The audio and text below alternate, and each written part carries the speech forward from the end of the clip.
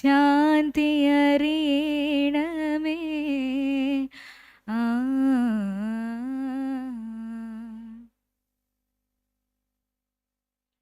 Thank you, Purnima, for that beautiful and serene start to our event. Now, to formally welcome everyone and share a few words of inspiration, we have with us the mastermind behind this seminar, Dr. Srividya V, convener of the Women's Development Cell and head of the Department of History. Her vision and dedication have truly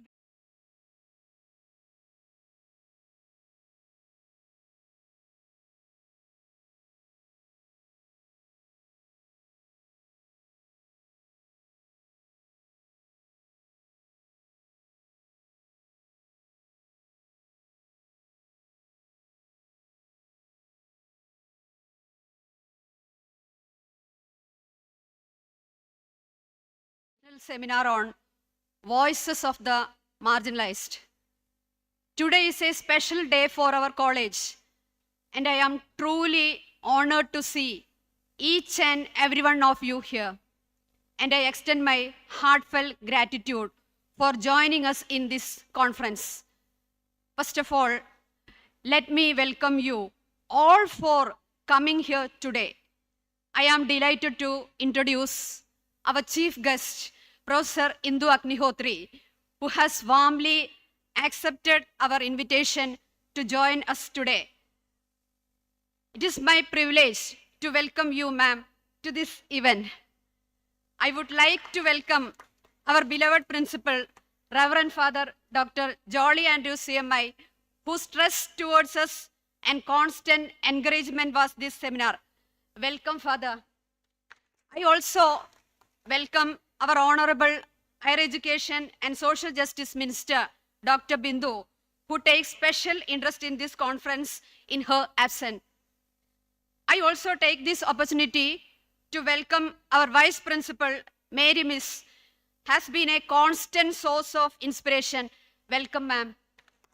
I also take this opportunity to welcome Mr. Anak. He was the one who suggested the theme of this conference, and we are thankful for his continuous involvement and valuable contribution. Welcome, Anak.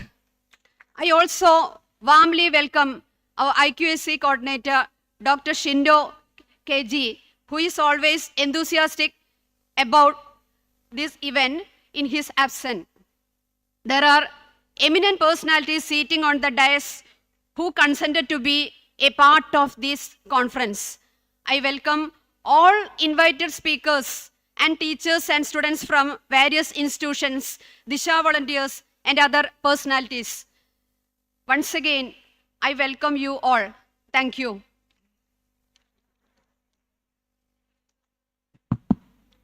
thank you.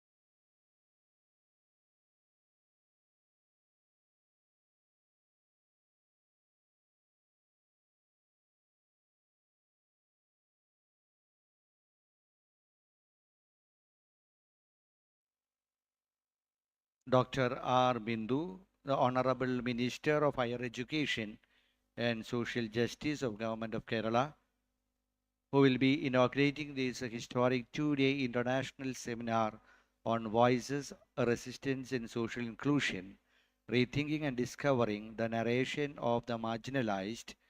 We'll be expecting her by shortly by around 10:30. Professor Indu Agnihotri, the professor, former director, Center for Women's Development Studies, New Delhi, the vice principal of our college, Mary Patros, who is also the chairperson of ICC, Dr. Shindo Keiji, the IQAC coordinator, Mr. Anak, the joint secretary of academic and research wing of Dhisha, Dr. Srividya V, the women development cell convener, Dr. Sina Varghese, the joint convener, respected faculty members, research scholars, and my dear students. On the very outset, I would like to place my special appreciation to all the organizers of this Women Development Cell who have toiled hard in order to make this two-day international seminar on voices, resistance, and social inclusion, rethinking and discovering and the narration of the marginalized a reality. Congratulations to Dr. Srividya V, Dr. Sina Varghese, and all who have worked together. I would say, the energetic working, which I would say in the recent times have broken many of the records. The records of the number of paper presentations, I think it has been around 300 or so. That is one of the records, I would say. And it is because of the systematic and energetic work which the WDC has put forward. We have got a host of illustrious alumnus, illustrious people who have come over here. We have got Professor Indu Agnihotri, the professor or former director of Center for Women Development Studies of New Delhi, who is very famous for her intuitive vision, especially regarding raising the voice of the voiceless, how we should fight for social inclusion, and how we should pose a resistance towards some of the fascist mentalities that are seen in the society against the marginalized. We are indeed very much honored to have your wonderful presence here for this two-day international conference, Professor Indu Agnihotri. So happy to be here, madam, to see you in person, of whom we have read a lot, heard a lot. Thank you for your wonderful presence. Then, along with the WDC, we have here the Joint Secretary of Academic and Research Wing of Dhisha. And Dhisha is giving a lot many help. Many a time, Dr. Srividya, the Women Development Cell, the convener, the program coordinator of this two-day international seminar, she told about the support and the help which she has received from Dhisha. So Christ College especially honors the help that has been given by the Dhisha, the academic and the research wing of Dhisha in this occasion in a very special manner.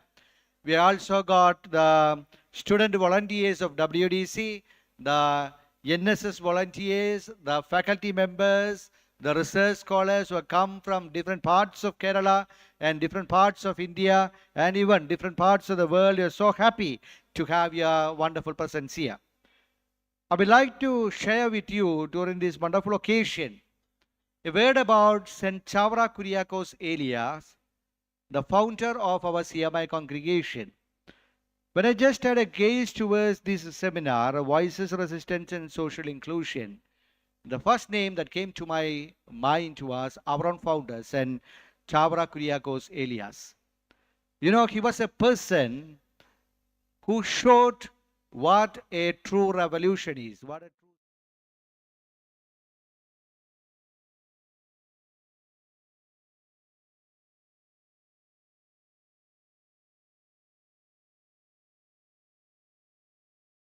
it was not at the time state of Kerala divided into many princely states and also been ruled by British. So in those ages, when the caste discrimination which was at a high, St. Kuriakose Elias, he started the first Sanskrit school. The Sanskrit school was founded in 1846.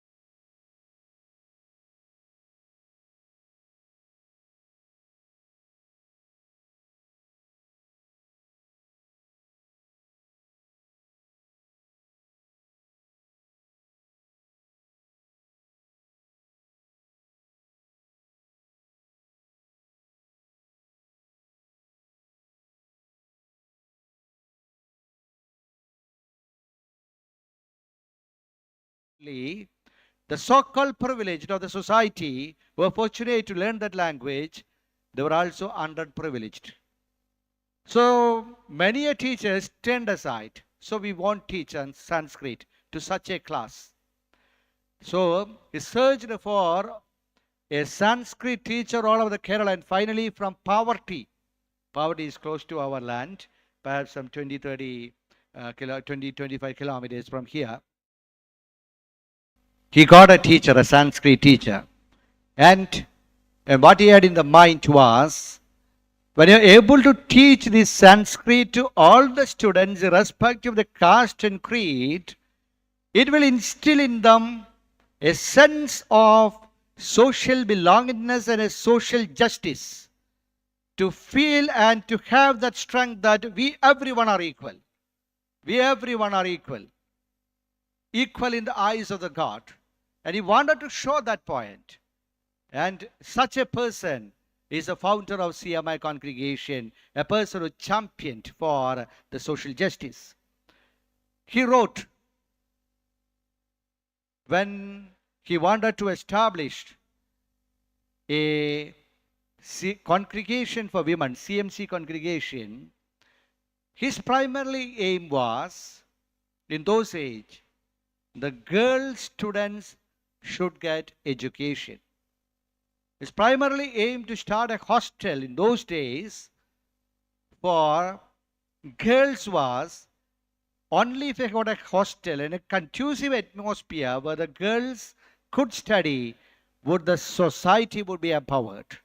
So here we find a true social reformer in St. Kuriakose Elias, a man, I would say, who laid a foundation in the literary progress of the state of Kerala, whereby he decreed that if there should be a church, there must be an education institution associated with the church. If not possible, you shut down that church.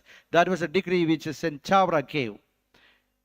Again, he was a person who wrote to all who are under him when he was the Vicar General that at no point, you should delay the wage to a worker. It is a criminal offense.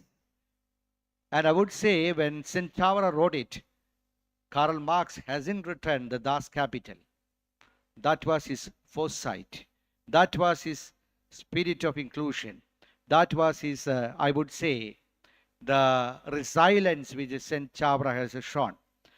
So, in this momentous seminar, when we are having and when we are discussing and deliberating about the social inclusion, the resistance and the voices, rethinking and discovering the narration of the marginalized, I had a glimpse to show before you.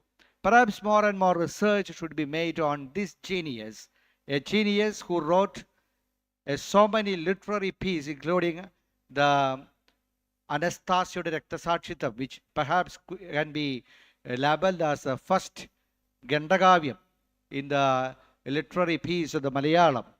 Almanudabam, another wonderful poetry. Then he also introduced the stage dramas into the literary circle of the Malayalam.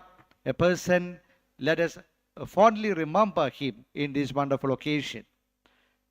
Secondly, I would say, we would be good to remember the callings of Pope Francis in this occasion, where he has rightly said that whenever you exclude someone, you are excluding yourself. So let us create and cultivate a sense of inclusion.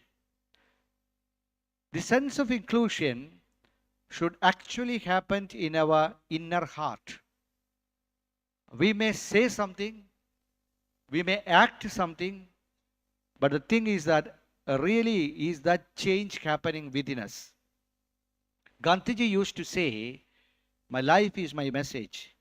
It's not through the words or actions, rather it is even by our inner thoughts. I would say this purification should happen. This concept of inclusion should creep within us. So and so, I should be able to say, there should be no discrimination between myself and my sister. In a society which still has in its subconscious or unconscious mind the elements of patriarchal melancholies linked within us, we should be able to break such barriers. We should be able to break such barriers by deliberation, by conscious deliberations. Only if we are able to do such things by conscious deliberation should we be able to create and cultivate this purification within us. So and so, the spirit of social inclusion would be the spirit with which we live our life. It should be there. We got laws in our society. We got so many laws in our society, but I have seen many occasions in which the laws have become ineffective. The laws are entangled in many of the legalities and complexities. I have faced it. Personally, I have faced it.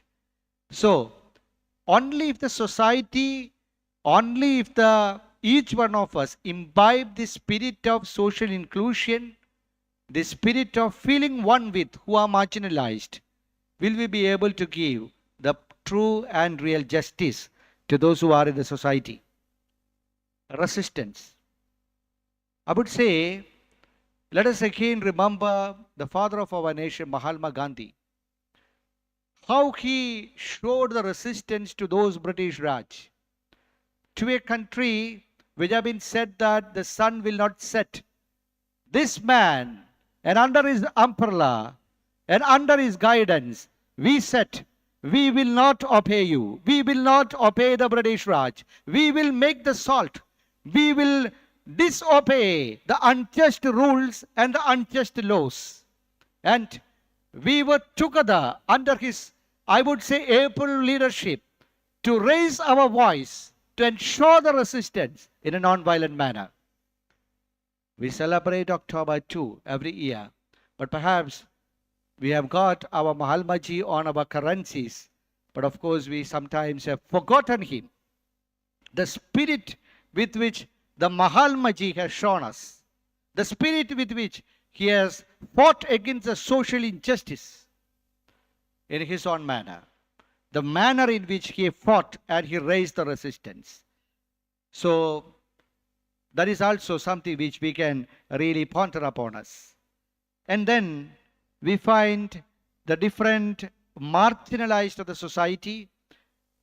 We find still women marginalized. We have got in our topics regarding the topics about the language, narratives and historical documentations, where we find the marginalization happening in the terms of languages.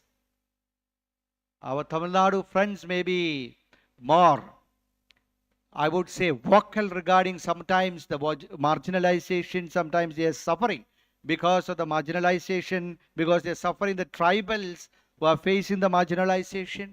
It's a very serious issue. The issues are faced by gender and sexually based discrimination based upon, I would say, especially even regarding the gender-based violence, the rights which each one as a person should have, the discriminations in the society, in the public and private spaces which are having, caste oppression and systematic violence, Last day itself, we heard in the Hindu newspaper the tragic things that are happening in the names of honor killing, which is still happening even after the independence. Then we will be also deliberating about the everyday discrimination, microaggressions. You see, these aggressions happen in a micro scale, even in the family, even in the so-called sacred and secular spaces. Even in the so-called sacred and secular places, we find such types of discrimination happening. The disability rights and the accessibility, the way in which the persons who are disabled, how long it took to give them reservations in the government sectors and in the jobs, the minorities, the religious minorities, and the identity based upon the discrimination. You see a name and you discriminate them. You discriminate, place them as a group. You don't see that individual.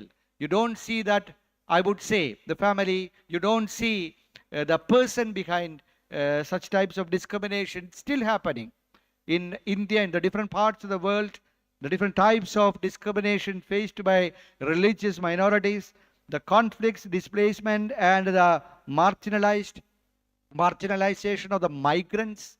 We say the earth is a home to each one of us, but really are we at home?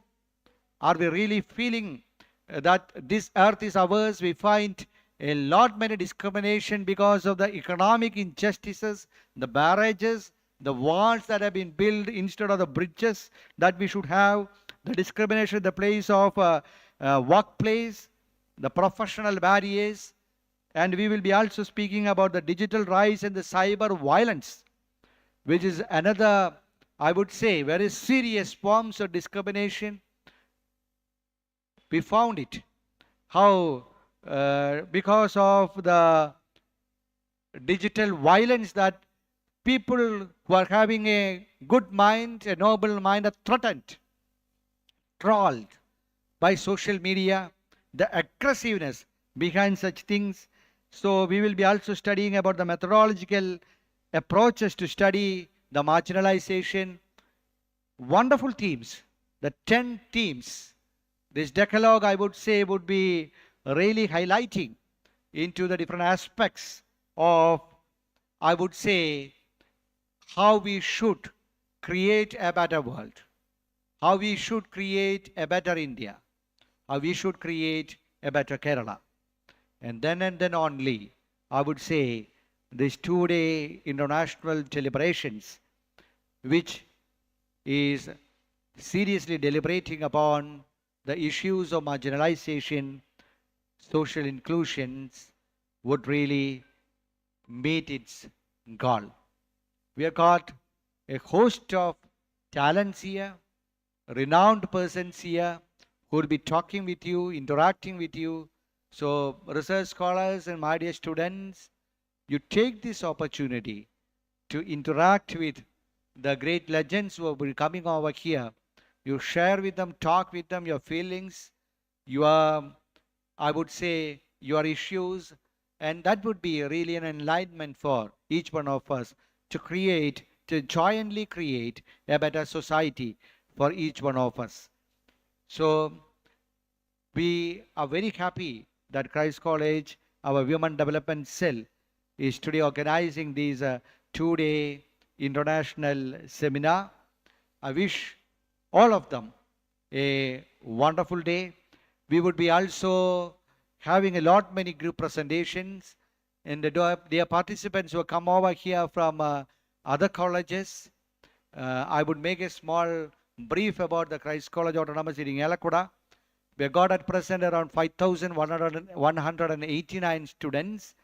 Perhaps a college which is having the largest number of student enrollment in the state of Kerala. And we have got around 34. When I came here and talked with Professor Indu, she told the campus looks very wonderful. Rightly so, madam. We have got around more than 34 feature films. Some of the hits, 2020, and Niram, Aburvaragam, many of the feature films. They have been shot over here, and somehow I don't know. The film persons have got a belief or a superstitious, I would say, mental setup that if you got at least if you showed a film here at least for 2 or 3 days. 2018, they also had they had been the crew had been also here for 2 days, 2 or 3 days they were here. You see some of the films they took one film of Prithviraj, what's his name? Pudiyamugam, yeah. They were here for 1 month, more than 1 month. They were here for more than 1 month. That is one aspect of our college. Then also we would say, we would be also saying, we were also good in the arts.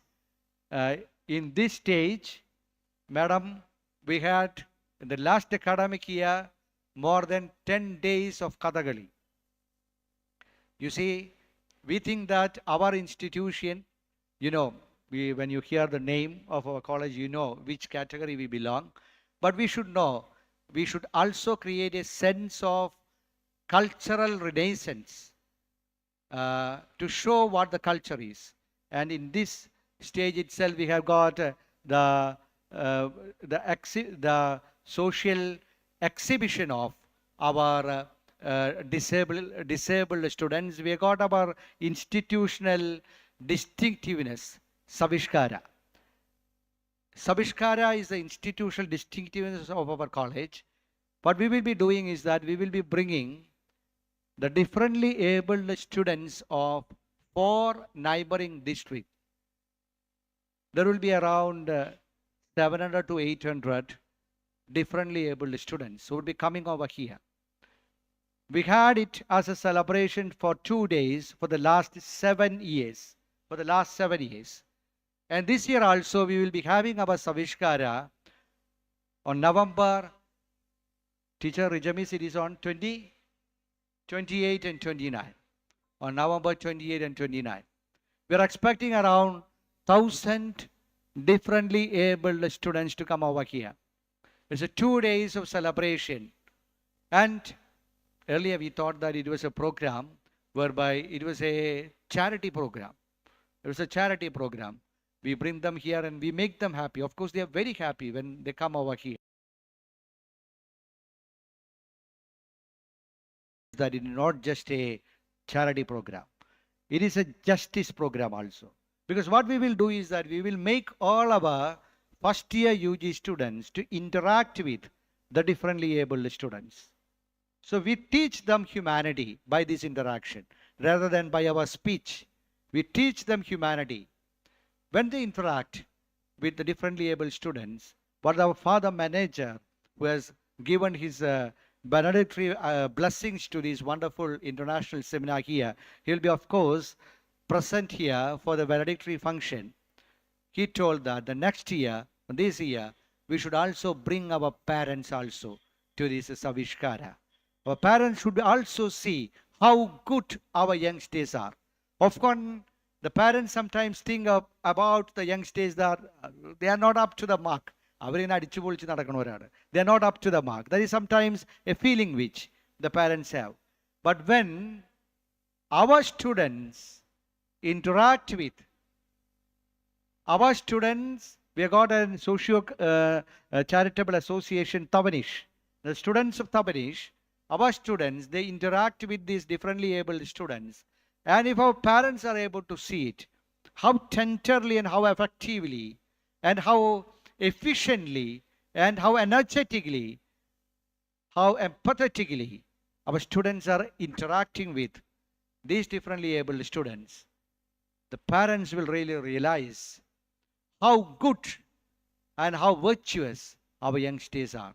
That was the vision of our father manager. And of course, we think that this year, during our Savishkara program, which is the trademark of our Christ College for the last 7 years, and this is the 8th year, the Savishkara, the celebration of inclusivity, the celebration of our inclusive education, which we're having here. When we celebrate the Savishkara, we will be also having, perhaps this year, the parents also to witness the celebration of the goodness of our youngsters. So that is another area where the Christ College has made it a distinctive mark. We have also got a very vibrant cultural, I would say, festivities here. We were the university champions, the Dhisha champions, the champions in the arts festival. And another area where the Christ College has shown its mark is that for the last 8 years, we were the champions of University of Calicut in the sports. And I want to say, we are the first college, first co-educational college to win the women's trophy also, the championship of the women's trophy also from the Calicut University. We are the first co-educational college. The girls should clap because that is a wonderful sign of women empowerment through the sports. So I have narrated a few of the instances of our Christ College. We have got a very vibrant women development cell who is conducting, who used to conduct a series of programs every year celebrating the Women's Day.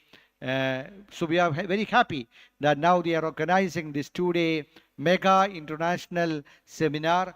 And let us, during this celebration, let us put forth our brain, our emotions together so that we may pledge ourselves to move forward to create a better society where we wipe out every form of exclusion and marginalization and create the spirit of inclusion and oneness.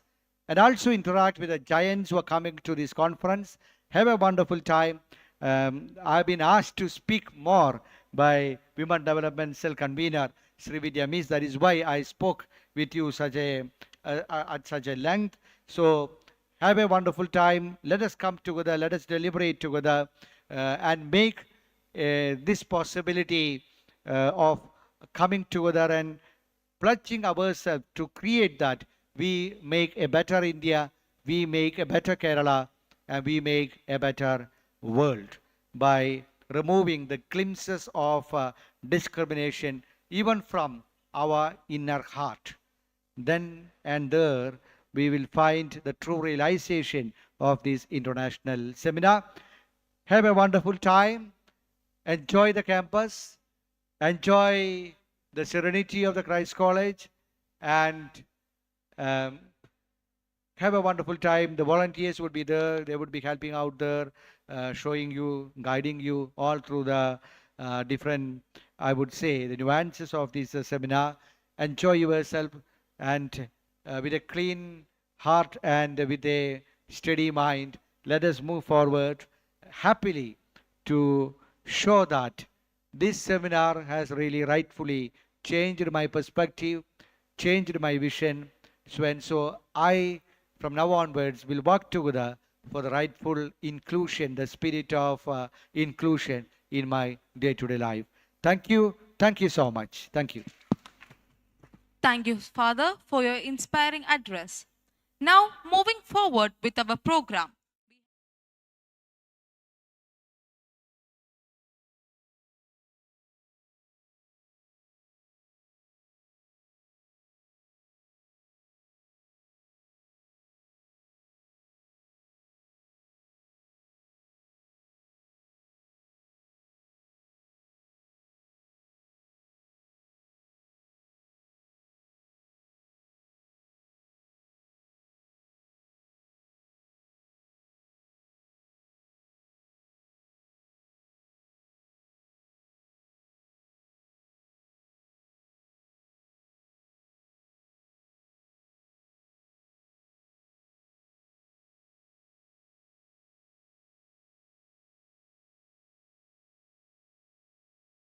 The convener of the Women's Cell, Mr. Anag, Joint Secretary of the Academic and Research Wing, Dhisha, Dr. Seena Varghese, Joint Convener, who will be delivering the vote of thanks, all dignitaries on and off the dais, dear faculty members, beloved students, delegates, and all others present here in this auditorium.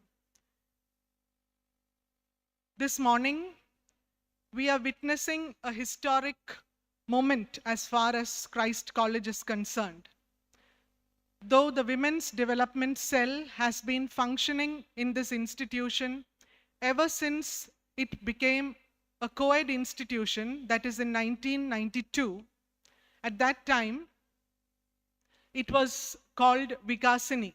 It was a wing of Ayashe. Later on, under the direction of the University of Calicut, it was changed, the name was changed to the Women's Development Cell. So right from 1992 onwards, this cell has been functioning under different labels, and it has been organizing several programs for the girl students and the women employees of this institution. From the lengthy presidential address of our principal, our beloved Minister for Higher Education and Social Justice, Dr. R. Bindu, is joining us. I welcome her wholeheartedly to this conference organized by the Women's Development Cell and Dhisha. Welcome, ma'am.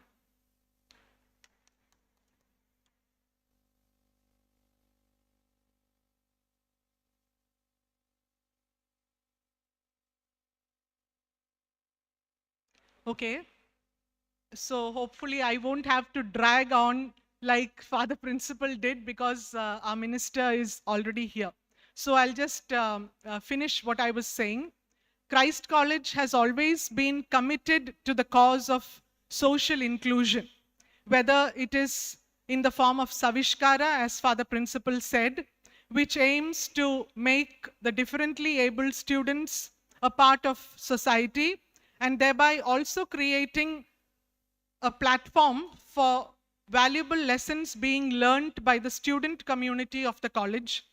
Christ College has organized several programs for conscientizing the women employees of the institution, and also stands by its women employees and girl students whenever they are challenged by problems, maybe from their colleagues or from the male students of the college.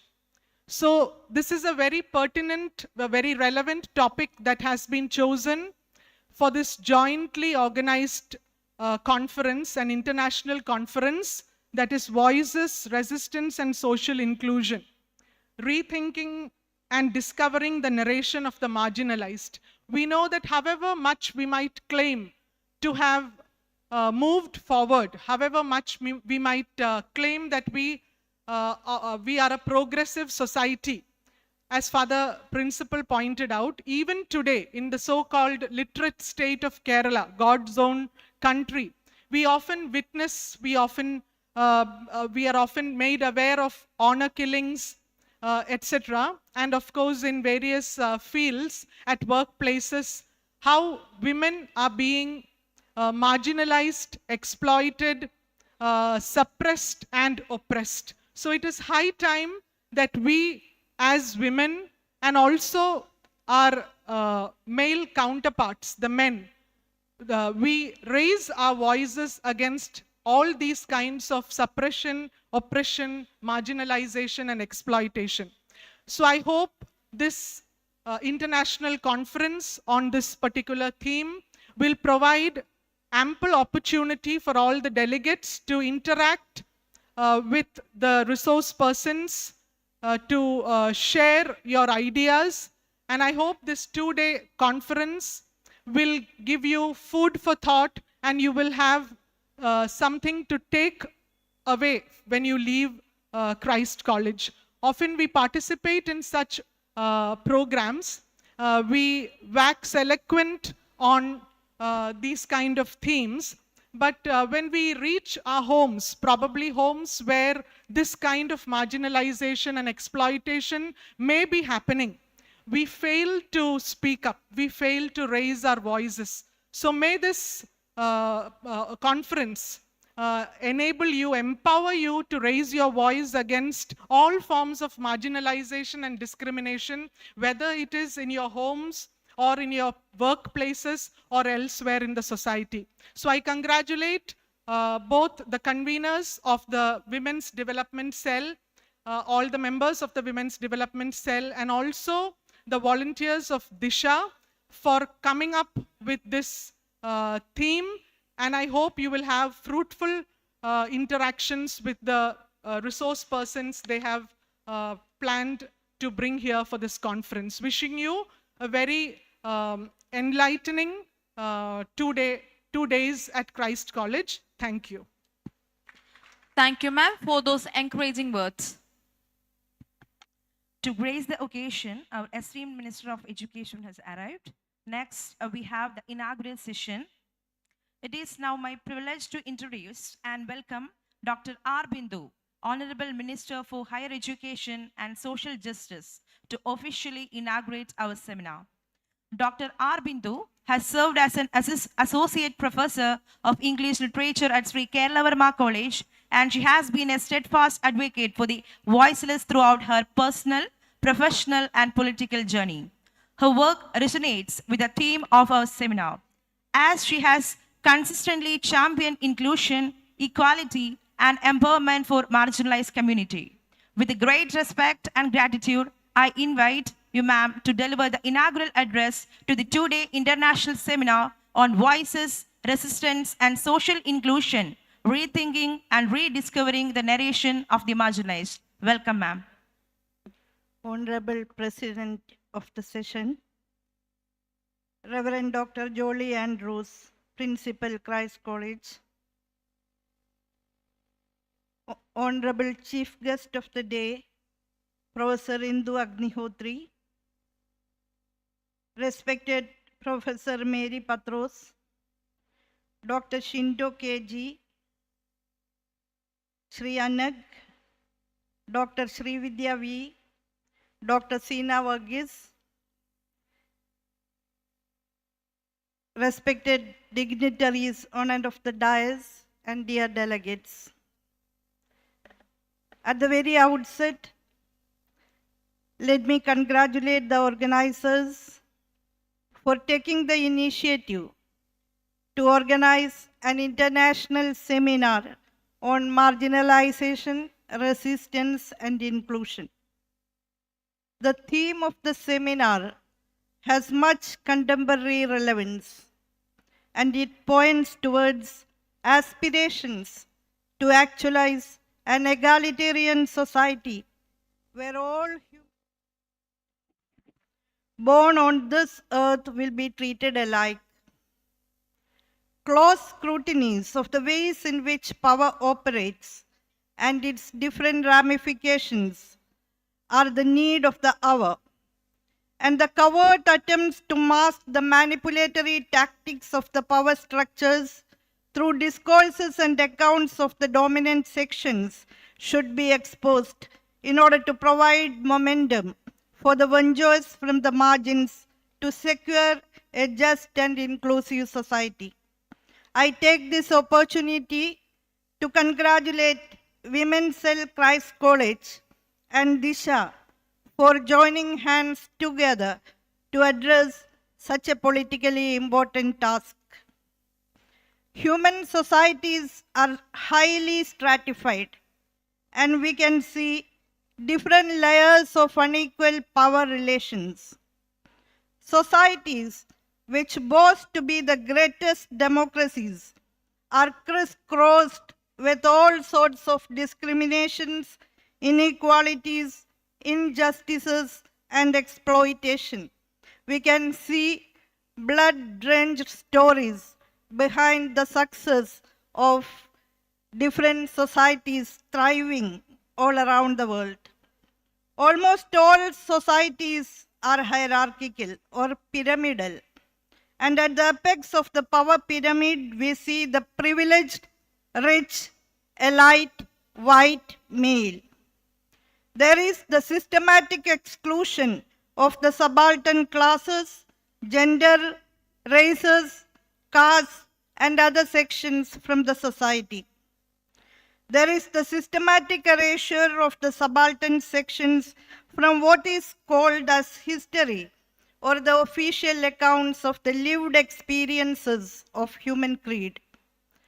There is the systematic distortion of representation or complete omission of these sections from the discourses of what you call official culture. History has always remained as his stories, the heroic stories of the victors of the battles fought for power and possession. And aggression, which is always viewed as a male or masculine attribute, is often hailed as commendable. Aggressive masculinity. Throughout human history, even in the age of barbaric existence, we can see bloody feuds fought for territorial ambitions and yearning for possession. From the tribal clashes of primitive period to nuclear warfare of the modern times and the postmodern wars of racial animosity which we witness in Gaza and Ukraine, the thirst for power and possession played a crucial role in driving human societies in their march ahead.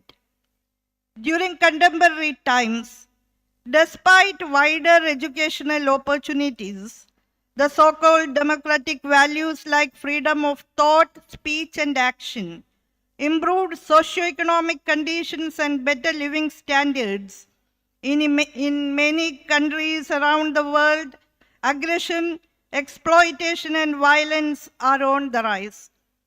There is an alarming rise in crimes like rape, child abuse, sexual harassment, molestation, and physical atrocities perpetrated against the powerless sections of the society.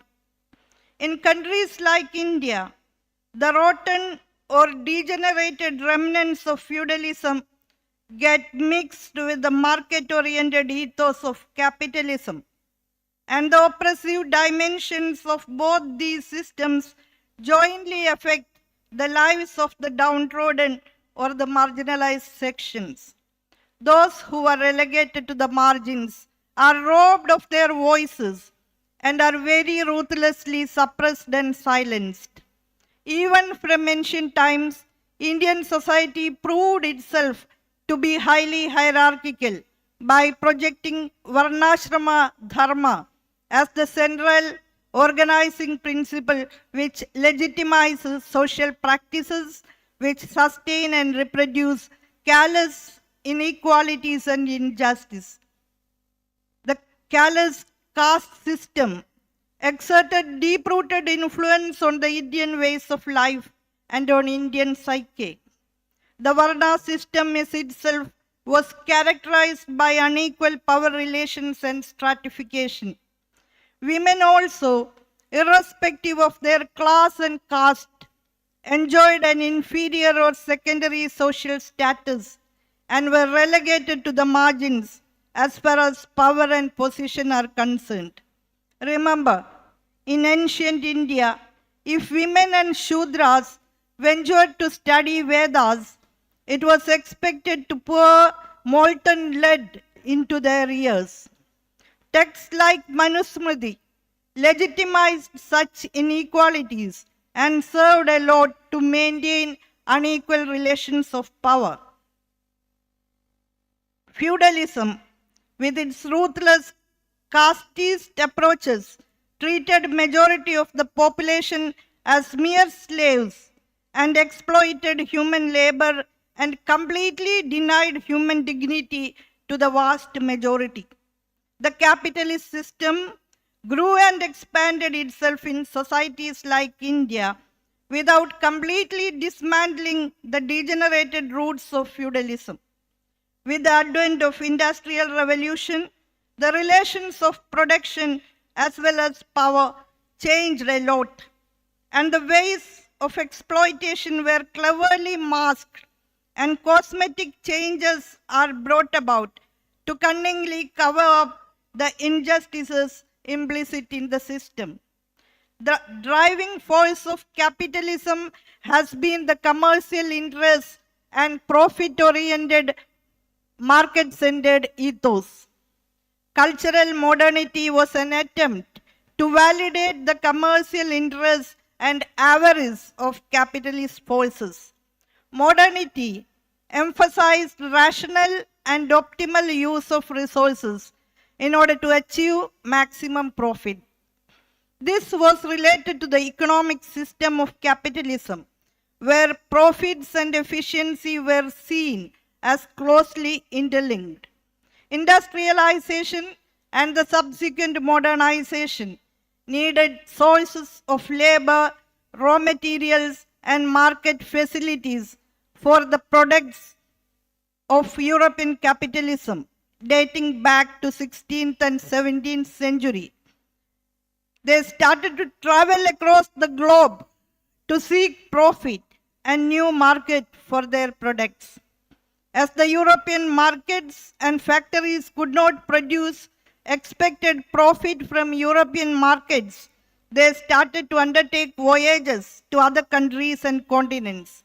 And they found Asia, South America, and Africa as sites for getting valuable raw materials and establishing new markets for products from European factories. Colonialism emerged out of these voyages, out of the processes of industrial modernity and the capitalist mode of production. This gave birth to more inequalities and injustices among human creed, encouraging imperialistic greed to amass maximum profits. In the soil of Africa, America, and Asian countries like India, there are many blood-drenched stories on which the edifices of colonial rule were erected.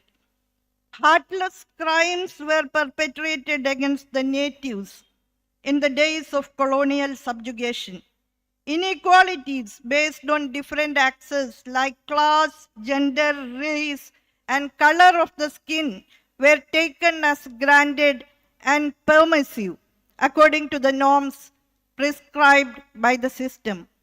In the age of globalization and the accompanying neoliberal economic policies, the avarice reached its maximum, and the man versus machine equations changed drastically, reducing the human elements to the maximum extent possible.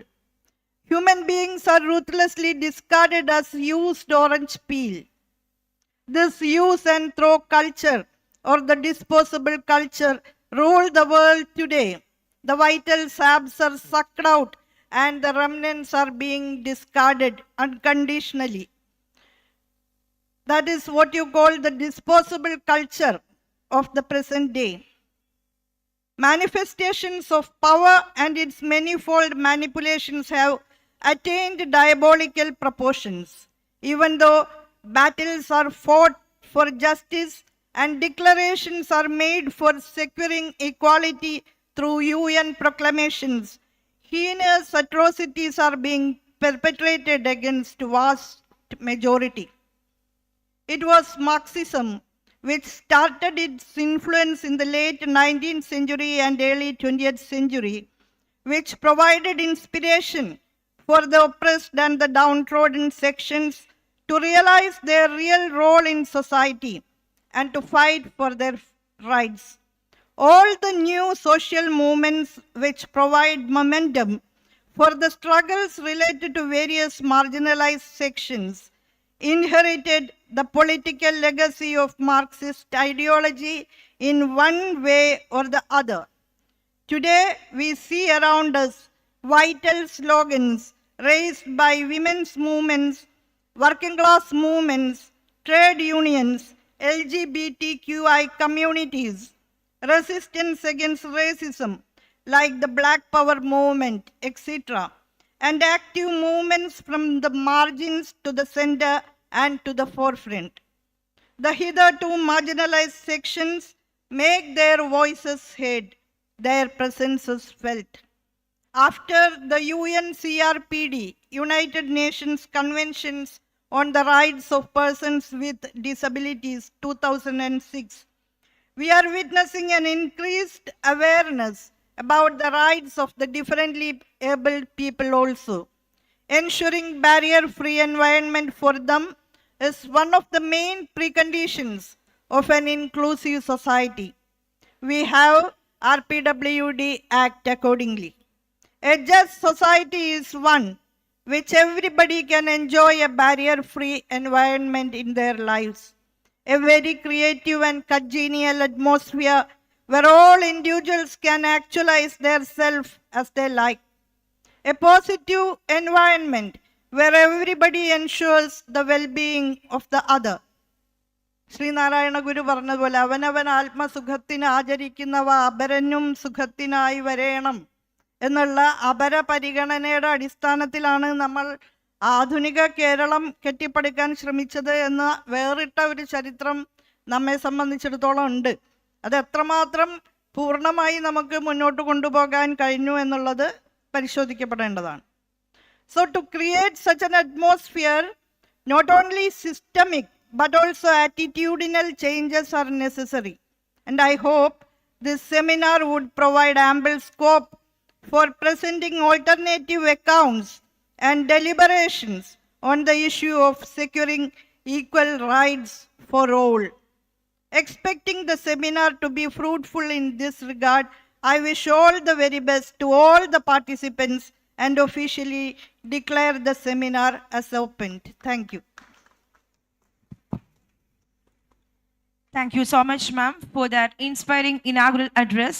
Your words are a powerful reminder of the importance of inclusion and empowerment, and they set a perfect tone for our seminar. Thank you so much, ma'am. Next, we will proceed to the core part of the seminar.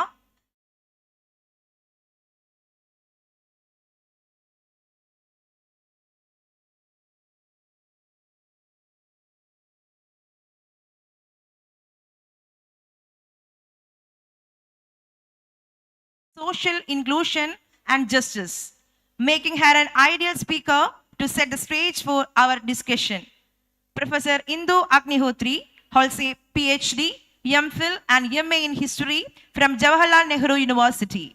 Her research focuses on gender, the women's movement in India, and the development of women's studies programs. She has published vast in journals and edited volumes, including contribution to the Indian Journal of Gender Studies. As a leading advocate for women's rights, Professor Agnihotri's work continues to inspire critical discourse on social inclusion and empowerment in contemporary society. Yes, let's all welcome Professor Indu Agnihotri for the keynote address. Welcome, ma'am.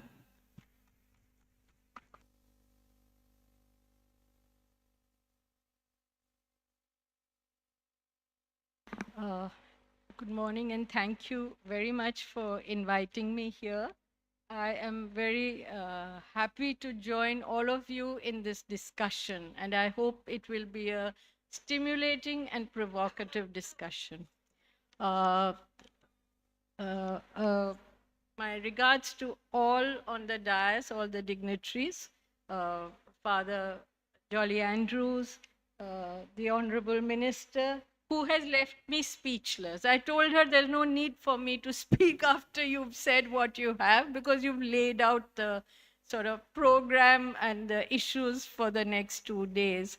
So thank you all, and I'm happy to join all of you. I'm hoping that the discussion will actually be much more interactive over the 2 days, so that we draw some ideas, we take those ideas back and carry them in terms of our own interactions and as a guide to future action in our own lives, in our own institutions. So thank you. I'm not very good with formalities, so I'm just going to stop here.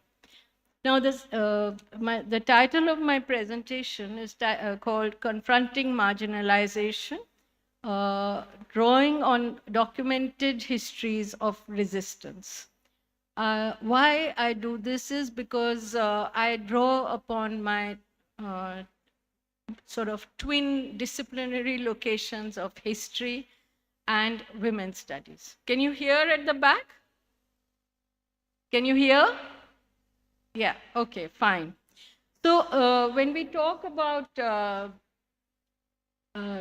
voices, resistance, and social inclusion, rethinking and discovering the narration of marginalized, what we really need to first do, and I think our previous two speakers have done this very, very well, they have laid out the terrain within which we see, experience, and in a sense, internalize marginality. How much we internalize the resistance to that is to be seen. But I think the speakers have already laid it down. What I'll try to do briefly in my presentation is point to some of the discussions from the Indian context, then try to address the problem of what are the intellectual tools we have to probe the diverse forms and locations of marginality from both historical and contemporary contexts. And lastly, what may be a way to take our exploration of ways to engage with marginality forward in the realm of ideas and in the context of the material reality.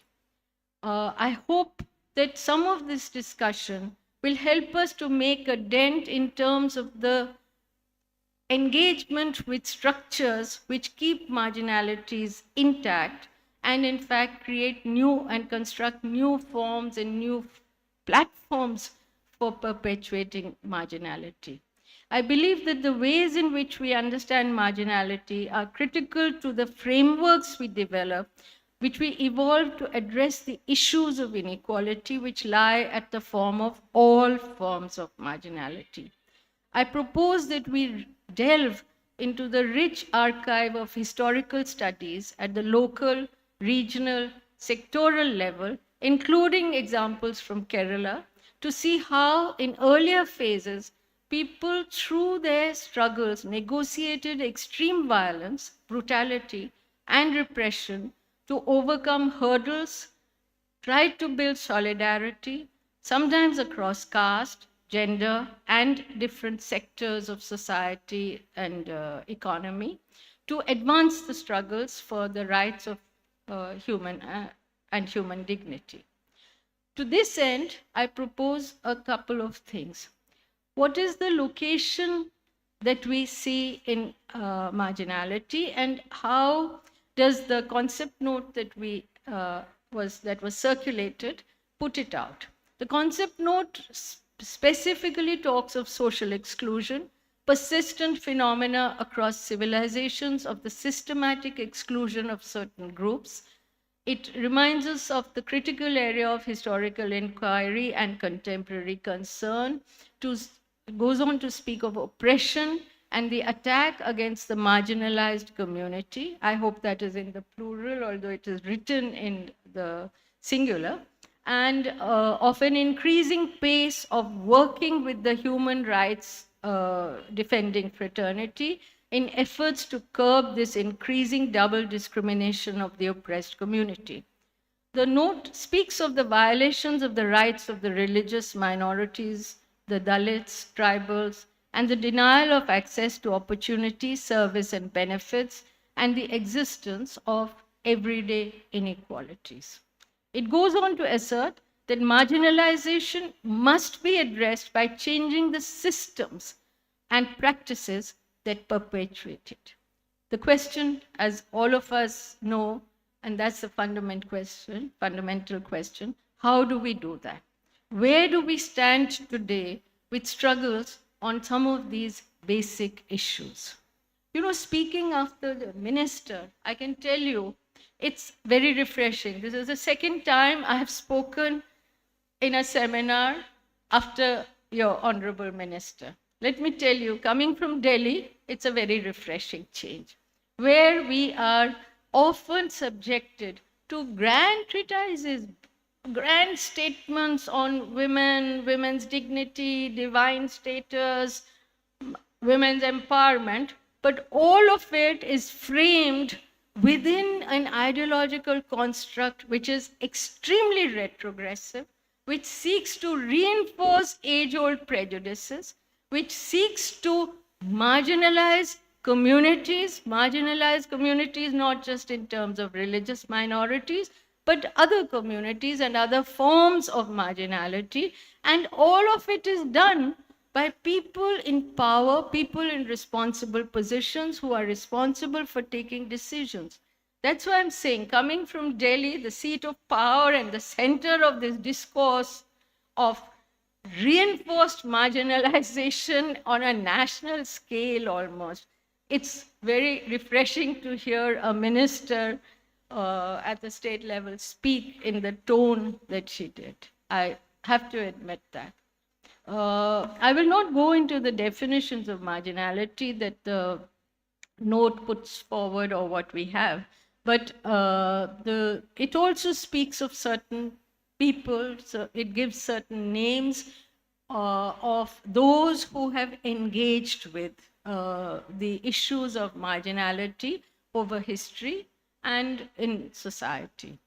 Of course, I have to say, Srividya, there are significant omissions. It was very surprising that Reverend Jolly Andrews and the minister spoke of Karl Marx, but surprisingly, the person and the ideological orientation, which in a sense put the question of inequality, which underlies all marginalities, at the center of any kind of political movement way back in the 19th century, is significantly missing from your note. I can imagine what may have been the thinking behind it. But why I say it is because I think there is scope to discuss some of that in the seminar. Because I believe that the problems that we experience and envisage on the question of social exclusion and marginality are so vast, so deep-rooted, that it may not be any one framework that may answer the problems at all levels. And we may need to engage with different sets of ideas, different sets of ideological frameworks in order to develop a more holistic understanding of how to approach, how to analyze, how to confront marginality and the process of marginalization. If we look at Indian history, there are very significant interventions. Being a student of history, for me, in the women's movement, where we find that a particular phase of Indian history continues to, in a sense, set out the parameters within which the debate in India has progressed and continues to sort of underline and emphasize the importance of the document, which is the Indian Constitution. At the time of the Constituent Assembly debates, in one of his last speeches, Dr. B.R. Ambedkar pointed to some things which give us a clue to the concerns that the legislators and the constitution makers have. There's enough in Ambedkar's writings for us to draw upon, and I cannot elaborate on it here. But I'll just quote one or two lines.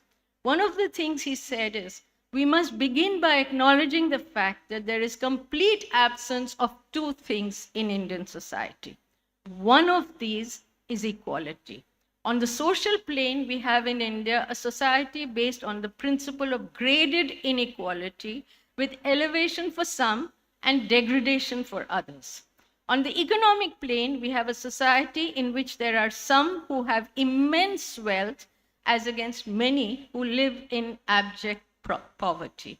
I think that statement continues to hold true throughout whatever Amrit Kal that we have gone through, whatever phases we have gone through. But that statement and his fears, his apprehension, that we must remove this contradiction at the earliest possible moment, or else those who suffer from inequality will blow up the structure of political democracy. I don't think we're anywhere near that tipping point, but I wish we were engaging with the problem that Ambedkar identified way back in the 1940s and which he put very directly in the discussions in the Constituent Assembly. From the same debates and discussions, there's much more. You know, if you were to look through the files of the Constituent Assembly, which are available online, the discussion on the statements of aims and objectives of the Constitution, the resolution that Nehru placed, there's a lot. There's a lot on tribes, on minorities, on many, many forms of social disabilities in that document. I cannot go into it in depth, but I'll just point to 2 points which were raised by somebody whose name you all would be more familiar with perhaps today, and that is Dakshayani Velayudhan, who as one of the youngest and the only Dalit woman member of the Constituent Assembly, highlighted 2 major issues. One was of forced labor, economic coercion, and what we call begar or vetti or vishi, I think, in the South. But how, inequalities perpetuated in the economic domain. And she also highlighted untouchability, which she thought was, there was no place and there should be no place for untouchability in a modern society and in modern India, and she wanted a specific resolution for the abolition of untouchability. She wrote that all the disabilities of the underdogs of this land are mainly due to the economic backwardness of the unfortunate brethren of the neglected community. There was Hansa Mehta, whose focus primarily remained all through her life was on education and on women's education specifically, who highlighted the issue of equality of opportunity. There was much more that all the members of the Constituent Assembly, specifically the women members, highlighted. There's no time, so I'm not going to go into that. But if we look at what are the different sort of forms or sites of inequality, even today, I would say that while we have to always factor in the specific historical context and location, including the geographical, spatial location of the communities that we are addressing, I think one aspect which the Honorable Minister pointed to in very specific terms, but which has gone out of the discussion in women's studies to a large extent, which is what the starting point of interventions from countries like India and what we call in international lingo countries of the South, that is the development debates, has gone out of the teaching of women's studies as it has developed over the last 3 decades. As you may know, the Women's Studies Centers were first thought of in 1984, 86, that phase. I'm very glad this one started in 92, but it was only from after 1995 that teaching began in the Women's Studies Centers, and which has given us a very rich repertoire of academic writing. It has enriched all disciplines in India, I can say. It has definitely enriched my discipline of history, which may be surprising to younger scholars in history.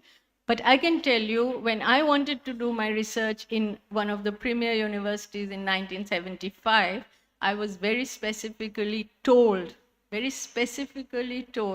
that gender and women, we know your interest is there, but it's not one of the priorities. And I'm talking about a premier Center for History and Historical Research, because gender was just not there in any of our social sciences disciplines till at least almost the 80s. So that debate happened.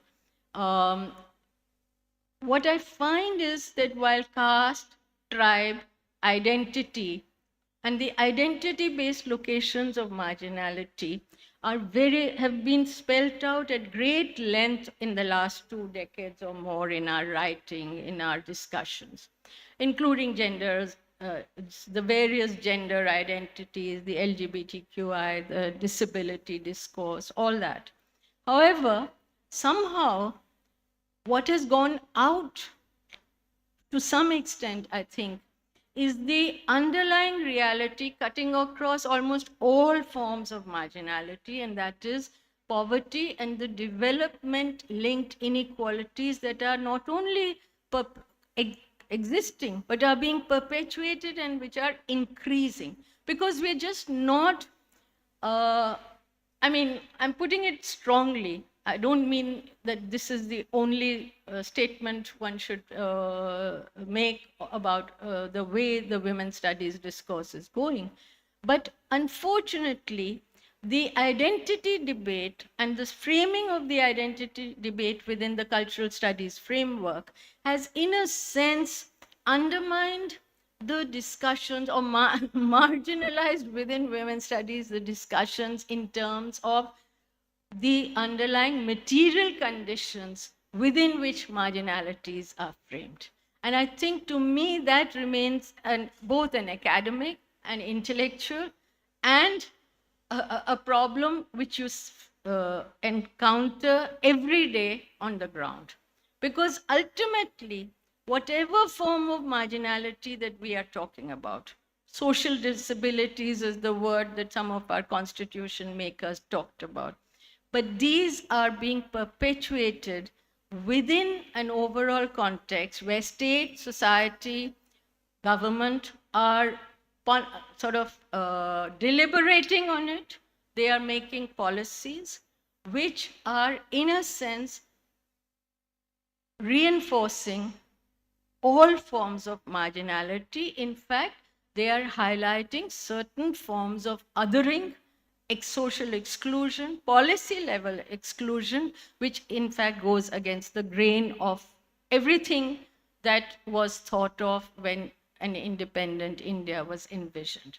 And the question of minorities is very specifically theirs.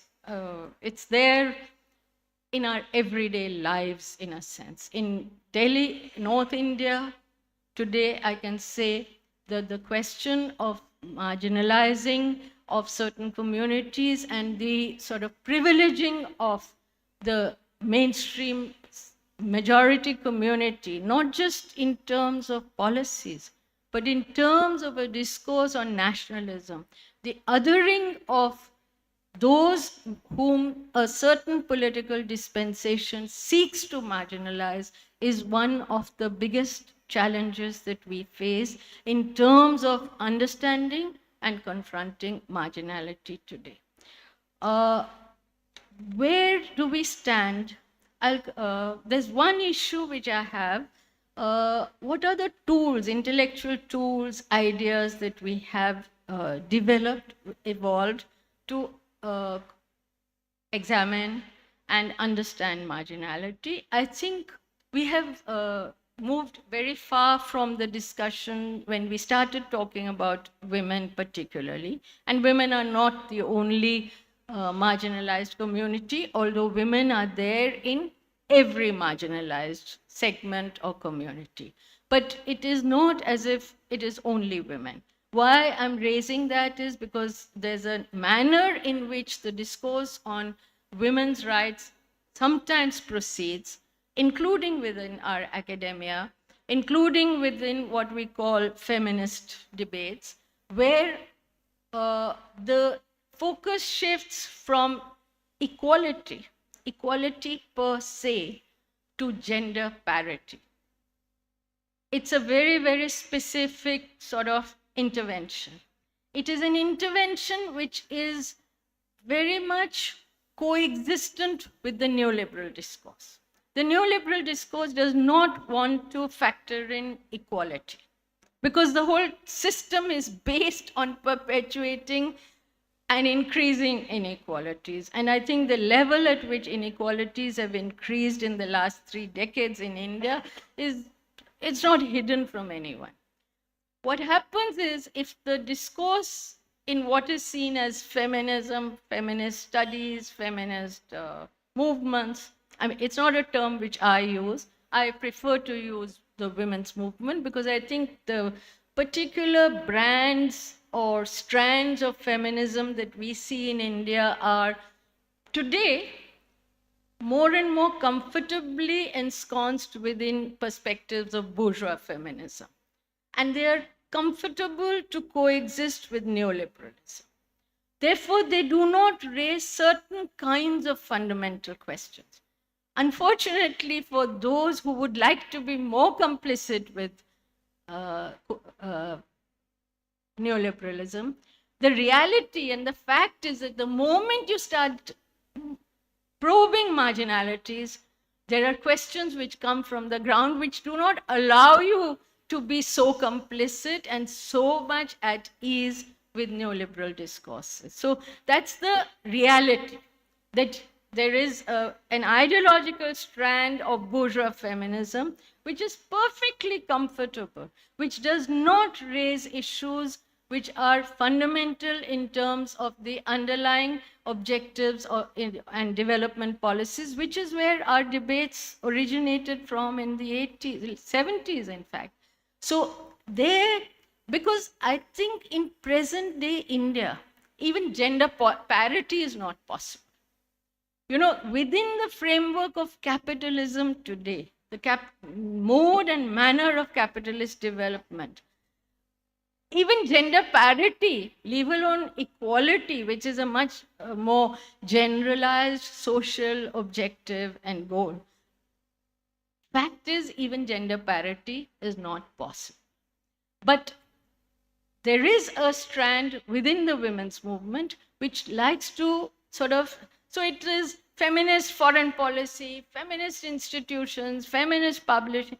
It's all right, it's good. It's good. It has brought us new thought, new ideas. But is it sufficient?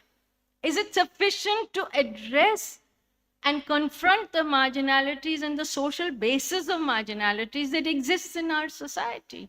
That is the question. For people like me who are students of history, the challenge of ideas and methodological frameworks is not whether I can develop a very sort of high-sounding concept, but does the concept work on the ground? Does it capture the complexity of challenges on the ground? Does it capture and track the evolving social processes on the ground?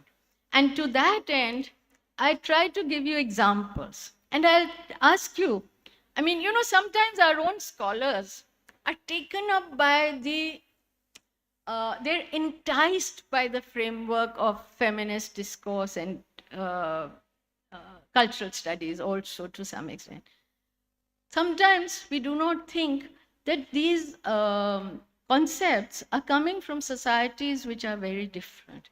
I'm not a fundamentalist about theory. I don't believe that India alone has produced everything that contributes to civilizational advance. I do not believe that. As a student of history, we probe, we accept, we embrace ideas from all across the world. Nevertheless, as a student of history, I also know that our concepts, our analysis has to be grounded in the processes within which, and the social reality, the material reality within which we function. And to what extent are we doing that? That is why I have chosen to talk about just a few examples. I know your time factor must be a problem. I don't know how many of you have looked at the work of Sri Vidya, who's not sitting here, but who's very much present in this conference. Sri Vidya writes, "It is important to understand the process by which different sections of women in this region were drawn into political activity. The experience of women from North Malabar shows that it was their active participation in the production process that brought them to these activities. Another question that needs attention is with regard to the impact the struggle had on the lives of these women. I mean, she gives us a new vocabulary. I pardon my pronunciation because I'm not familiar with Malayalam or the language in this region and the vocabulary also. But she talks about different struggles like Neladukal Samaram, Pulupari Samaram, Thola Viraku Samaram, Kalam Ketu Samaram. Now, Samaram, I presume, comes from the word samar, which is in Sanskrit war or struggle or a battle or whatever. But what are these struggles? These are struggles for cutting grass, grass which would be fodder as well as grass which would go for the thatched roof of their huts. It is about the produce, so tenants, etc. Now, what I'm saying is, and she talks about the clash that the women had with the police and the massive repression. This is all in late 30s, 1940s. And she says that the specificity of the caste and class formations laid out the context in which women from the low castes and specifically the agricultural laboring classes were drawn into these struggles, where many emerged as leaders and forged a lasting bond with left-led organizations of agricultural workers. And she, of course, speaks from the experience of North Malabar. And she says that this study and documentation provides insights into women's diverse and different roles, which shape their own consciousness and the collective social consciousness, while also determining and influencing the links forged with wider political processes and histories. I can tell you, it's a very insightful piece of writing. It is grounded in historical analysis. It is insightful. It is telling us pointing to one of the ways in which women come into the public sort of process through collective organization and raising of collective consciousness enough to intervene to try and change their lives. What else is confronting marginality if not this? This is an actual instance of confronting marginality. She, of course, gives us very interesting examples of how these women organized, and they paid their membership in what is called pidiyari, a fistful of rice or coconut. And I remember in a women's organization, women from Tripura told us that we paid our membership. We were facing repression, but we would leave the mahua flower under the tree, and that was our way of paying membership. We had no money, so this was what we produced or gathered and collected. They assert an identity which is allowing them to aspire for and think of an alternative role, alternative kind of life, alternative kind of dignity in life through collective change and organizing.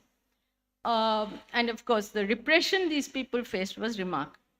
I then quote from another study, which is also located in Kerala, which is incidentally from my longtime friend and a well-known scholar in women's studies, that is Meera Velayudhan. And Meera Velayudhan speaks, she's done a lot of writing, but one of the studies she did was an interview with Meenakshi, who was a choir worker. And she talks about the circumstances in which women's organizations were formed by choir workers within the unions, where factory committees were set up. And she gives a number of factory committees, for instance. I have them somewhere. She talks about the process of politicization, of collective organizing. These are not individual success stories. We must understand. We live in times when people love, and the media loves to put forward individual success stories. But our historians have documented struggles and processes. And it's also important to hear that and recall that, because we're often being told that the unions and these organizations are very male-dominated. But when you draw people and women into struggles, they develop their own potential. That potential is sort of brought into the open, and they make interventions which may not have been envisaged by those who first drew them into the struggles. And that is how leadership develops. Why am I saying all this? You'll hear about 33% reservation, and the great government has brought the Nari Shakti, what? Vande Adhiniyam, what is it called? Something like that, the whole 33%, which we don't know when it will be implemented. But here were organizations in the 1930s, 40s, which were exploring the potential of women's leadership, women's politicization, which was giving strength and a radical militant edge to people's struggles. So we're not talking about, we're talking about empowering the marginalized and those who are seen to be part of the marginality discourse, who were being drawn into struggles and offering a totally different history. And that's the documentation. I'm talking about things which are, look at Meenakshi, what she does. She tells this police officer who tells her, look, this is how things are done in America and in Germany, and also she looks at her. This is a woman who becomes a choir worker at some age 15 and comes into the movement. What does she say? Sir, we, the workers of Althusser, do not work for the factory owners of Britain, America, or Germany. We are workers who turn our blood into water so that the factory owners of Althusser can extract exploitative levels of profit. We have our needs. We need to thatch the roofs of our huts. We need to get our children's clothes so that they can go to school. We need to get them books. We work so that we can secure these. The factory owners must fulfill these needs. I do not want to hear about other things. So our need and our goal is to make you accept the payment of bonuses in principle. This is a young choir worker telling this British officer who's giving her grand theories and histories of the whole world, telling him, look, this is what we want. I'll give you another example. There was Kisanin Jaggi Devi in the Awadh region, which is very close to your site of Ayodhya. Kisanin Jaggi Devi in the 1920s went to meet a British officer after taking an appointment, and she went with a whole group of women. And the officer was missing. She left a note for him saying, this is not acceptable. You gave us time and now you're not here. So now you have to come to our village and you have to listen to what we have to say. This is in British India. All the examples that I'm giving you are from British India. She says that if you do not listen to us, Meenakshi, we will let loose protests that will rise above it and use every strategy and tactic against your force. How much more powerful statements can you get? You have Papa Umannath, who, when I met her, she was an MLA in Tamil Nadu, a member of the Legislative Assembly. Her mother was the first woman to die in an Indian prison on hunger strike. When she died, the British officers called Papa and said, take her body. But, as Papa explained to us, she said, they told me you have to give an undertaking that you will not participate in all these activities. And her mother used to run the canteen in the union office at Golden Rocks, which was one of the big workshops in Tamil Nadu, railway workshop. Papa says, I had my mother's body there. I had a decision to make. She was some 15 years old or something. And she said, I thought my mother gave up her life for this. Now, if I go and make this compromise and say, I will not participate in any of these actions, I'm betraying my own mother. She refuses. She says, no, I don't want the body. You do whatever you like with the body. I will not give such an undertaking. This is the kind of history that we have. I'll quote you one more from Parvati Bai Bhor, who is a textile worker in Bombay in the 1930s and 1940s. She goes to a funeral of she says she's a Desh Sevika, and she goes to a funeral of a worker who has died. And her husband confronts her, saying, "Women don't go to funerals, and who was this man to you to whose funeral you went?" She looks at him and she says, "Babu Genu was run over by an officer's car. I joined." She says, when the husband says, "What is your relationship with Shankar? Why should women go to cremation grounds?" She replies, "This is a blood relationship. All those who fight for the country are the same, and they are my brothers." How much more powerful a statement do you want from a textile woman worker in 1930s and 40s?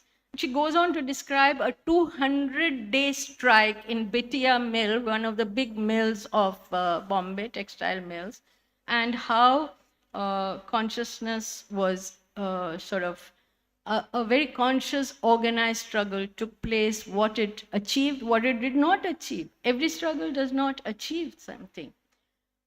She was castigated by her family for going for some of these things. And once they told her, "You stay out of the house, you can't come in."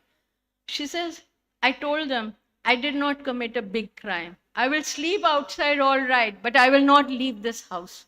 You know, today when we think of women, we think of all the private violence that they surface. But women in history have confronted. And what all these point to is a very clear example of building alliances, developing networks of solidarity, which are much needed today. They are much needed today. Lastly, I will talk about Saida, who's a living woman. There's a new book by a journalist, Neha Dikshit, The Many Lives of Saida X, I think, if that's what it's called. The Story of an Unknown Indian. It's just published very recently. And Saida, in our society, there are many myths. So women do not work, Muslim women never work, okay? And Saida has taken up only 45 different kinds of work. 45 different kinds of work, because, as she says, despite working 12 to 16 hours every day, according to estimates, the monthly income is 1/5 of the legal minimum wage in Delhi. It just doesn't make sense to call ourselves workers. This is in spite of the fact that many of the women are primary breadwinners for their families, but they are not recognized. Neither government, nor society, nor families recognize them as primary breadwinners. And the discourse on work in India is only about unpaid work. Unfortunately, it's just giving capitalism the go-by. Continue to exist, continue to exploit. We will talk only about unpaid work. The fact is, unpaid work is providing a huge subsidy to capitalist development today. There's so much. But Saida makes a very powerful statement in the book. And she says, "I don't get up daily to think about how to defeat the Hindu supremacists. I think about how my family will survive and how I will pass through this day." And I think that tells you about contemporary India in many more ways. So marginality is not just about a state of being, a state of self-perception, a state of consciousness. It's also about ideologies, about how we confront ideologies and frameworks within which we see marginality, within which we academically explore marginality. And I think these debates are central to history writing. I know that I have crossed the time limit. So I will just end by saying two things. I'll give you another quote, which is an apt statement for what we are going through. If I can find that quote, unfortunately. Where have I put it? Just give me half a second. I hope I can find it.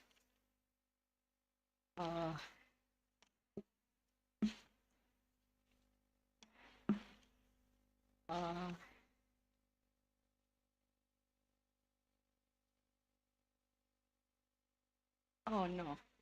Well, it's a quote which, yes, of course, it's right here in front of me, but I can't see it. It's a quote by a very leading person in India's political firmament today, no less than Mohan Bhagwat, the present RSS chief, unless he's been changed over, because there was some discussion of a new person coming in.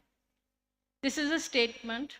Husband and wife are involved in a contract in which the husband says, "You take care of my house and I will take care of your needs." This is a widely reported quote from the leader. I leave you with more questions when I end this. Is the job of the woman to take care of the house? Are all the women whose quotes, whose activities, whose actions I reported to you, were they only taking care of the house? And what is our definition of taking care of the house?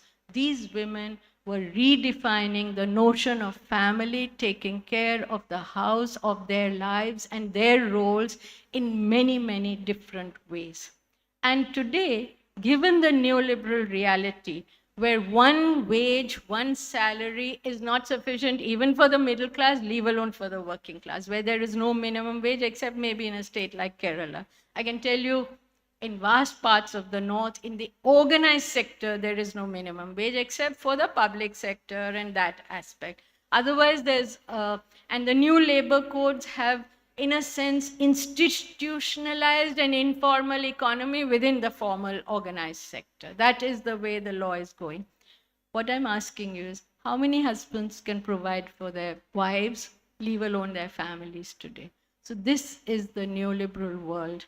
If you want to discuss marginality, if you think that without confronting the ideological framework which individuals or leaders like Mohan Bhagwat speak out, and whose views frame the policies and the political discourse within which we exist, function, confront, engage with issues of marginality. If we think we can do that without this ideological debate, and that is why I talked about Marx. I'm not saying you don't have to, nobody necessarily has to follow a Marxist ideology. Certainly not necessarily the party. Ideology and party are different. An ideology for social change will engage with the ideas at the realm of ideas, intellectual debate and discourse.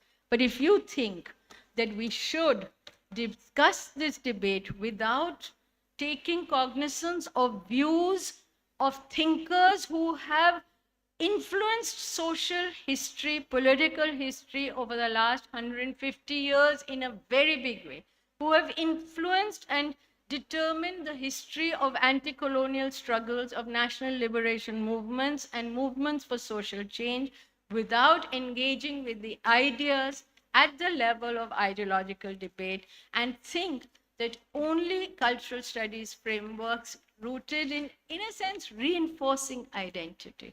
You know, we can recognize any identity. Does it allow us to confront it? Does it allow us to build resistance? I think today the women's movement, people's movements, and our historical research on the contemporary reality tells us at every point that you have to engage with the social reality, the material reality, and the political reality on the ground. Otherwise, we're all caught up. I mean, we're doing there's a lot of words, there's a lot of new vocabulary, but is it showing us the way out? Like these women whose histories I cited, they found ways out from within their narrow circles. They tried to redefine their lives. They tried to redefine the language of women's rights in our history.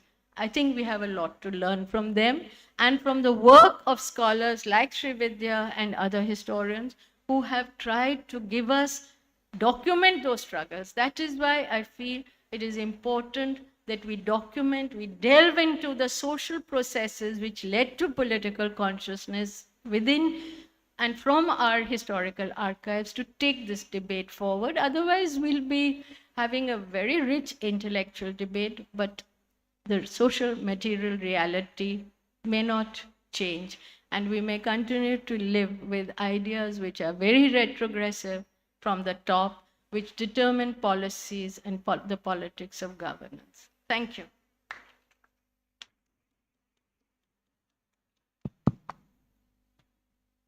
Thank you so much, ma'am, for the insightful and impactful keynote address on understanding and confronting marginalization. Your perspective on the voices and resistance and social inclusion are invaluable to our discussion.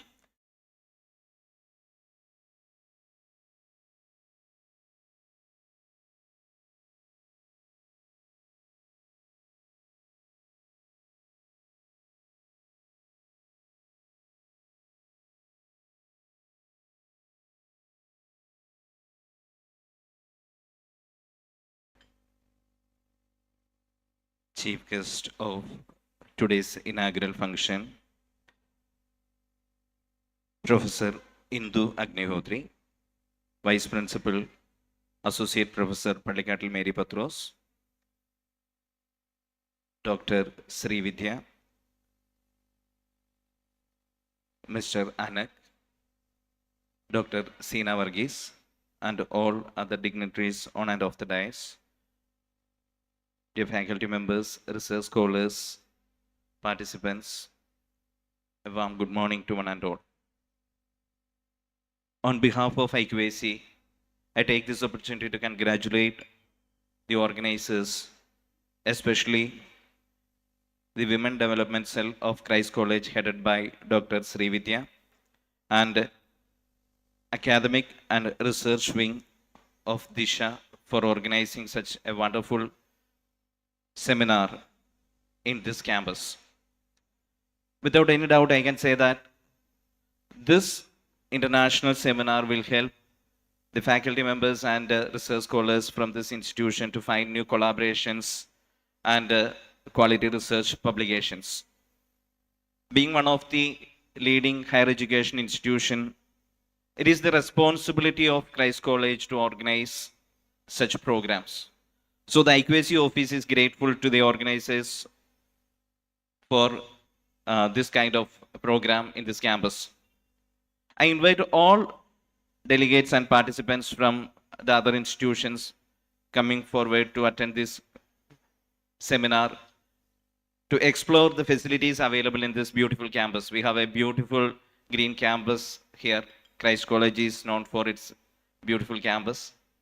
And we have a beautiful library here, a beautiful or with a good collection of stones. We have a geology museum.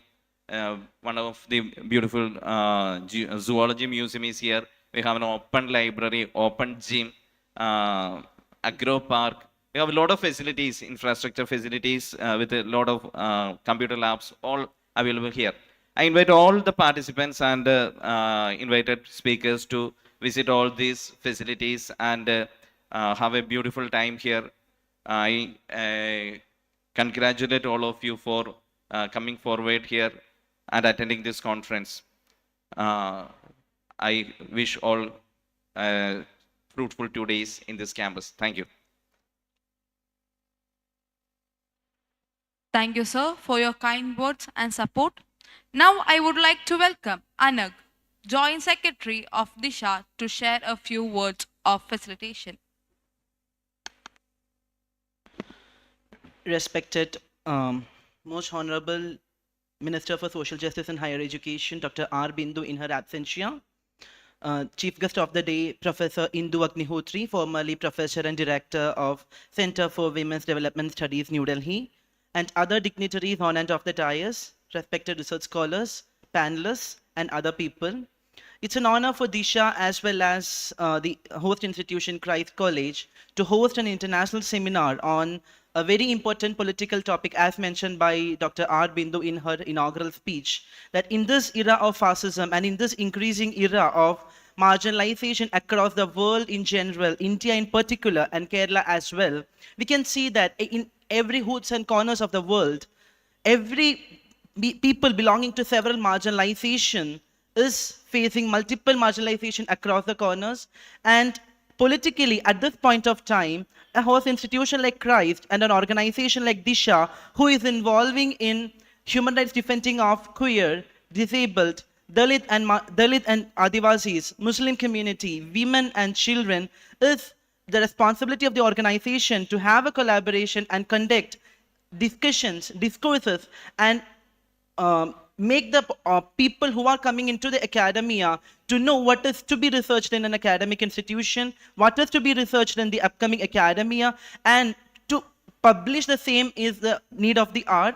And at this point of time, why such a topic of history related is that Poigel Epichan has told, Karnunilo Raksharavam Enta Vamshate. I don't think it is, at this point of time, it is belonging to the caste minorities, but also where have queer people's contribution been written, even as oral history, nowhere we can see. Alan Turing, as we mentioned in the concept note, is a gay person and has been institutionally murderized for what he was. And many other disabled people have never been in the corners of the history. No, we can't see them. Women's contribution, no, we can't see them. Dalit people's contribution, no, we can't see them. In the history, we can't see tribal people's contribution. Even Muslim people's contribution in this era of fascism since a decade and more, none of them are being noted down in the history, and the existing history is being erased from the class books and the history of research.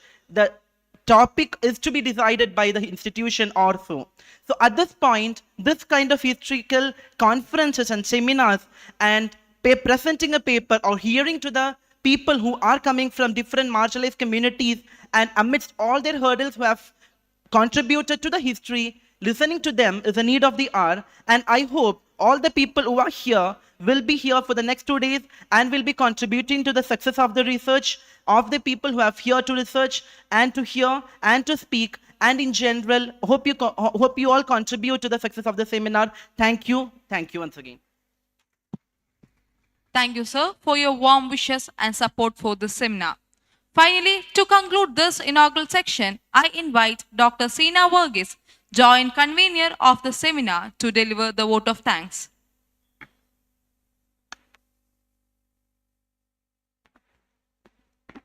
Good morning, one and all. Respected dignitaries on and off the dais, our valued participants. As we conclude the inaugural session of our 2-day international seminar on voices, resistance, and social inclusion, rethinking and discovering the narration of marginalized, I am honored to express our heartfelt gratitude on behalf of Women Development Cell, Christ College. First and foremost, I extend our sincerest thanks to our principal, Father Dr. Jolie Andrews, for his unwavering support and for presiding over this function. His guidance is invaluable to us, and we're truly grateful to him. Thank you, Father. I'm deeply grateful to Dr. R. Bindu, Honorable Minister of Higher Education and Social Justice, Government of Kerala, for inaugurating this seminar. Her presence and dedication to higher education and social justice highlight the importance of our theme and motivate us to strive for meaningful change. Next, I express my sincere gratitude to Professor Indu Agnihotri for delivering such a compelling keynote address. Your expertise and passion for advocating marginalized voices resonate profoundly with our objectives and set a powerful tone for the discussions to follow. Thank you, ma'am. Next, I express my heartfelt thanks to our principal, Professor Mary Patros, and IQAC coordinator, Dr. Shindo Keji, for their support. I would like to acknowledge the contributions of Anak, the Dhisha coordinator, for their support in organizing this seminar. Your efforts behind the scenes have been instrumental in making this event a reality. Thank you. Our heartfelt thanks goes to Dr. Srividya, our coordinator, for her hard work and dedication in bringing this seminar a reality. Thank you, ma'am. I also thank Ms. Sajida, joint convener, and all other team members for their effort. I thank vice principals, deans, HOD, and faculty members and non-teaching staffs present here. Lastly, I thank all the participants for being here today. Your presence and encouragement are what make this seminar meaningful. We look forward for your active participation in the coming sessions as we explore these vital issues together. Thank you once again, and let us continue to work towards amplifying the voices of the marginalized, fostering social inclusion. Thank you. Thank you, ma'am. With this, the official inaugural meeting concludes. Thank you all.